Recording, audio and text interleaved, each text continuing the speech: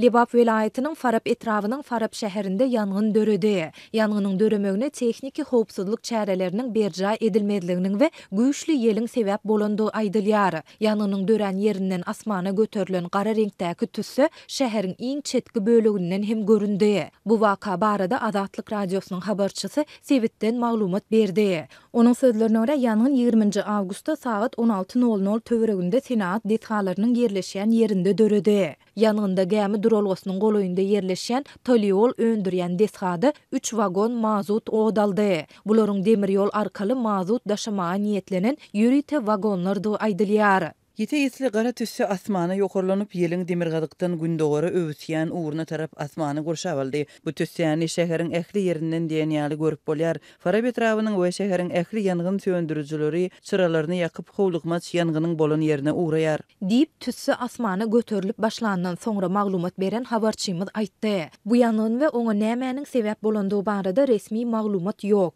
Bu barada adatça bolşaly döwlet eýçiligindäki medpuat serişdelerinde hem hiç zat aýdylmaýar.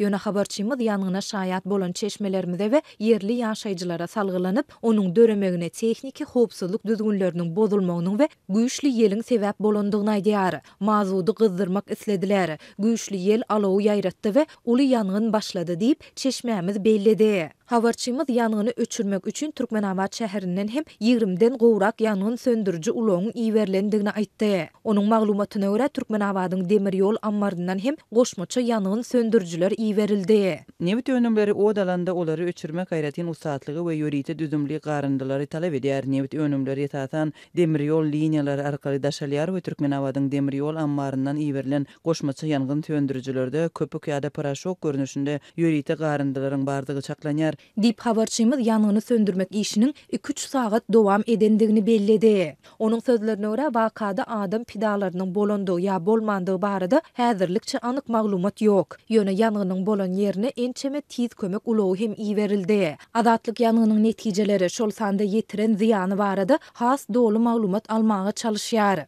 Azatlyk bu barada Farab etrapy şäher häkimlikleri şeýlede Lebap vilayatynyň häkimligi bilen habarlaşyp goşmaça maglumat ýa kommentari almaga hem synançdy. Ýöne redaksiyamyzyň 22 awgustda giýişlik saat 5-e çenli telefon arkaly eden ýygyderli synançyklary netije bermedi. Resmi medpuatda Türkmenistanda şu ýyl ýangyn howply mewsimiň 1 maýda başlanandygy we 1 oktyabra çenli dowam etjekdigi habar berildi. Şeýlede Döwlet Howpsuzlyk Geňeşiniň 31 maýda geçirilen mejlisinde Prezident Serdar Berdimuhammedow Tomuz pasly döwründe ýanyna garşy howpsuzlygy üpçün etmegi hemişe üns merkezinde saklamagyň zerurdygyna aýratyn ünsü çekdi. Hökümet ýurtda ýangyn howply mewsimi öwlan edip, Tomuz pasly döwründe ýanyna garşy howpsuzlygy üpçün etmäge çağırş etse-de, ýurtda bolýan tokay ýangynlary ýa-da Senat desgalarynda we ýaşaýyş durmuş maksatly binalarda bolýan ýangynlar barada habar bermeýärler. Bu baradaky statistiki maglumatlar hem ilat köpçüligine açaçan aýan edilmeýär. Ýöne Azatlyň habarçylary esasan hem Tomuz aýlarynda ýüze çykýan käte adam pedalaryny getirýän ýangyn hadiseleri barada